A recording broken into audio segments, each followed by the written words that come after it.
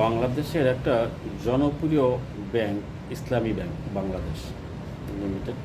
কিন্তু এই ব্যাংকটার গ্রামগঞ্জে ব্যাপক জনপ্রিয়তা আছে।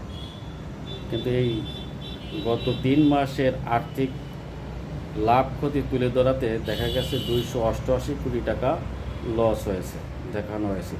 এগুলো পত্রিকায় এভাবে প্রচার করাতে এই ব্যাংকটার গ্রাম পর্যায়ে ব্যাপক প্রভাব পড়বে। কারণ এর আগেও আমরা দেখেছি 5টা ইসলামী ব্যাংক নিয়ে যে নেতিবাচক প্রচারণার কারণে ব্যাংকটা মাজা তুলে দাঁড়াতে পারেনি। এখন ইসলামী ব্যাংকের যদি এইভাবে প্রচারণা করা হয় তাহলে এই ব্যাংকটা থেকেও মানুষ মুখ ফিরিয়ে নেবে।